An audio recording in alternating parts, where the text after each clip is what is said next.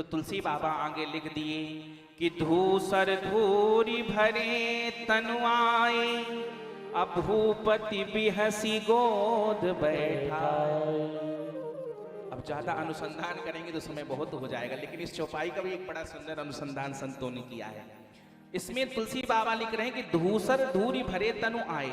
अच्छा आप ये बताइए, आजकल बड़े बड़े लोगों के यहाँ घर के अंदर चले जाओ, इतना सुंदर मार्बल लगा होता है कि चेहरा दिखता है, सही है ना? तो उनके अंदर घर के अंदर धूल नहीं रहती। पर राजा चक्रवर्ती सम्राट हैं जिनके घर में हीरे मणि जवाहरात चमक रहे हैं धरतियों पर, खम्भों पर, वहां धूल कहां से आ गई भाई?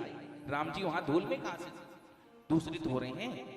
क्योंकि राम जी ऐसा नहीं है कि घर, राम जी जहां भी खेलते थे, जहां भी रहते थे, तो दशरथ जी का ही स्थान रहता था। बहुत बड़ी अयोध्या है, बहुत बड़ा महल है महाराज, वहीं तो खेलते थे। और जो राम जी दशरथ जी के प्राण हैं, उन दशरथ जी को ऐसे बाहर थोड़ी छोड़ दे, दशरथ जी छोड़ देंगे राम जी को? वो तो घर के अंदर ही कहीं खेलने का स्थान रहा होगा। तो धूल कहां से आई? अरे इतने बड़े महाराज हैं, उनके अंदर धूल का एक तिनका भी नहीं रह सकता। वहां तो हीरे और जवाहरात चमक रहे हैं, तो ये धूल आई कहां से? हमारे यजमान जी बड़े प्रसन्न हो रहे हैं। धूल कहां से आई?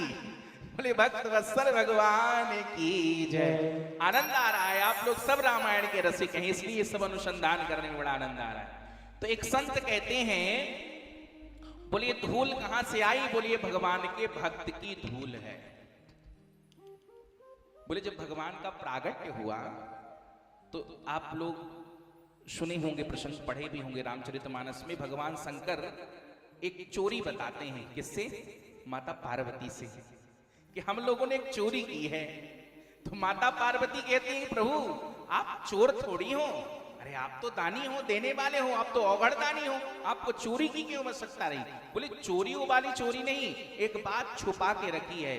आपसे चोरी की है, दुनिया से चोरी नहीं की, क्योंकि आप मेरी धर्म पत्नी हैं और आपसे कोई बात हमें छुपाना नहीं चाहिए, लेकिन हमने वो बात छुपाई है इसलिए चोरी कह रहा हूं। बोले मैं और काकभूषुंड जी दोनों भगवान के दर्शन करने अवसर पर जाते रहते थे।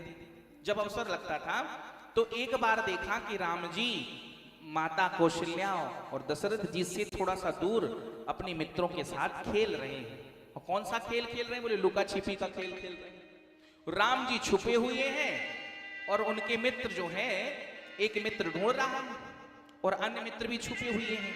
तो हमने देखा कि राम जी एक मंदिर पर कोटा बना था, सुंदर हीरे जवाहरात चमक रहे थे, तो वहीं राम जी बाल स्वरूप राम जी छुपे थे। मैंने देखा मौका और मैं पहुंच गया। और जब मैं पहुंचा तो राम जी के स्वरूप को देखकर मेरे हृदय में इतना प्रेम उद्गार उत्पन्न हुआ कि मेरे से कुछ रहा ही नहीं गया। मैंने भगवान को गोद में उठा लिया और गले से लगा लिया।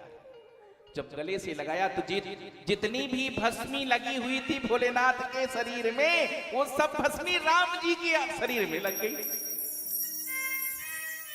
अब राम जी उस भस्मी को झाड़ तो सकते थे, लेकिन राम जी ने कहा नहीं, ये भस्मी नहीं है, ये धूल नहीं है, ये तो मेरे भक्त का प्रेम है।